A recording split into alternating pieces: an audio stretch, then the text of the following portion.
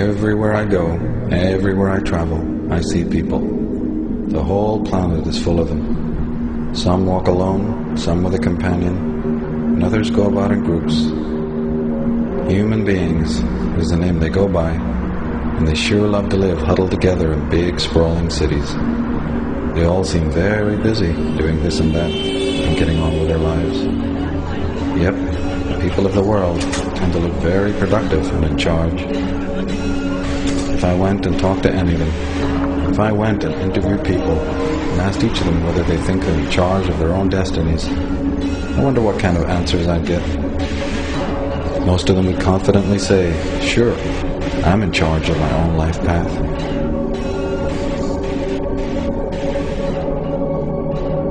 And what about me? Am I really in charge of my own destiny? Do I know where I've come from, why I'm here, and where I'm going?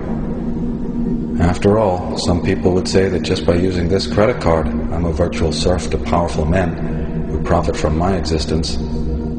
Some have said we're all veritable slaves in an invisible penitentiary.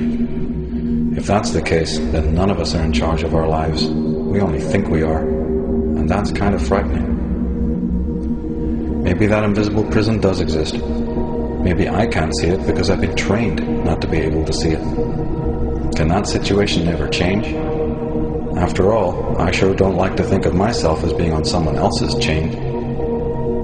I think it's time to investigate these matters. When in doubt, find out. That's the key. There are those who've looked into these matters long before my time. What did they have to say? That's what I'd like to know.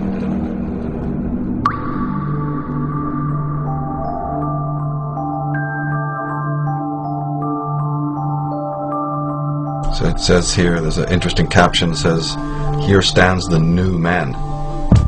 His conception of reality is a dance of electronic images fired into his forebrain, a gossamer construction of his masters designed so that he will not under any circumstances perceive the actual or the real. His happiness is delivered to him through a tube or an electronic connection. His God lurks behind an electronic curtain. And when the curtain is pulled away, we find the CIA sorcerer and the media manipulator." Jim Keith, Mind Control, Mass Control, just one of the fine books on, the manipulation of consciousness that he did before he sadly, basically was killed. He was one of the people, I think, one of few who understood that the real war is a war on consciousness. It's very important to always remember that it may have so many other permutations. Now we're seeing it's, mass killings in America or what have you. But, and then all heads turn, as soon as that comes on the little media framed image, then people are shocked, and they turn to that as if it's some sort of freak phenomena or something like that. It's actually, the sad case is it's not freak. And anyone who's really studied mind control understands that mind control is ubiquitous. It's almost the question of who is not mind controlled, as opposed to who is mind controlled. It's just a difference in degree. The whole question of what is consciousness and how it can be manipulated is one of the most crucial questions of our time. In my work, it really goes along with the whole question of the origins of evil. I mean, it's origins of evil / war on consciousness, and the whole manipulation of man's thinking, his behavior, his biology. And this question has distinguished some of the greatest scholars in the world, people like Wilhelm Reich. But in a more modern context, even people like Alex Constantine, Jim Keith, Jim Mars to a certain extent has gone into this. Well, in ancient times they used the sword and they used the gun and they used other methods like religion for pushing the populace around and getting people to do what was wanted. But in recent times, in the 20th century, there are new technologies that provide the expertise to control people totally without their knowledge.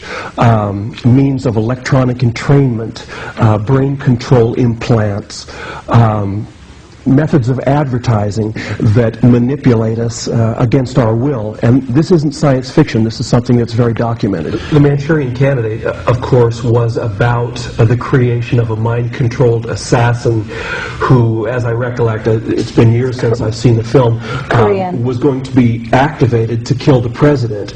Now, this is wild science fiction, crazy impossibility, you know, it just complete nuttiness. But then one takes into consideration the realization that Sirhan, for instance, after he killed Robert F. Kennedy, was examined by several experts, several hypnotherapists, and they came to the conclusion that Sirhan was under hypnotic control when he killed Kennedy. They don't make a big deal out of that on 60 Minutes, but that just happens to be the fact. There's been others who've theorized, you know, Fritz Springmeier has done some fantastic work on the manipulation of the human brain through technotronic means. What am I saying? It's weaponry, psychic weaponry, radiotronic weaponry that's being used, ELF waves, all sorts of different technologies that are patented. People can go and find out about it, research it, discover it.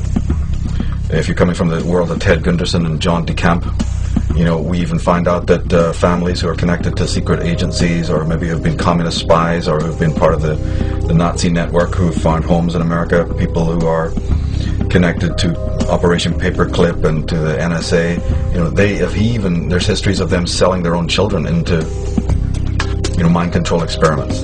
Amazingly, people in the military. This is a documented, known fact. Just unbelievable to think of it, you know. But the most important thing is always to remember that there is this kind of war going on, even though, you know, you may not realize it. And also to realize that there's also the cover-up campaign against mind control. You know, the people who are perpetrating this, who are putting these sleepers out there, who are planning assassinations, who are behind, you know, Sirhan, all the way up through Son of Sam and Mark Hinckley, David Chapman. The list is endless, you know. When you start thinking about it, Jim Jones, this has all been exposed as sort of mind control based cults. But the fact is, they don't want the average person realizing this.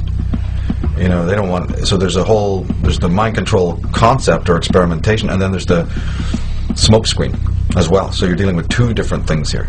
You're dealing with the fact itself, which is a very interesting study, but then you have all the rebuttal and the general ubiquitous consensus that, oh, no, there's no such thing at all. It's the lone gunman. It's the you know, the lone nut, you know, or disgruntled teens, you know, when it comes to Columbine and some of these others, just teens gone out of control. Okay, teens going out of control is one thing. Teens with automatic weapons that you can only find from, you know, government agencies and military camps is another. You know, and you track back and you find out the history of these people being connected to some of these orgs and institutions and military establishments. You know, David Berkowitz has revealed a great deal from prison about that, and the elaborate Luciferian satanic networks that work with mind control on all its levels, and tying into the military establishment. This has been thoroughly documented. In 1993, announced that the entire spree was engineered by a satanic cult, and others had participated in the plot. Of course, everyone had played a role as far as the chanting and the praying. Everyone had a role in that, and understanding that, you know, this was going to be another sacrifice to our gods, bunch of scumbags that they were, our gods, Lucifer and his crew, and we said, yeah, this is going to be another one for you, you know. And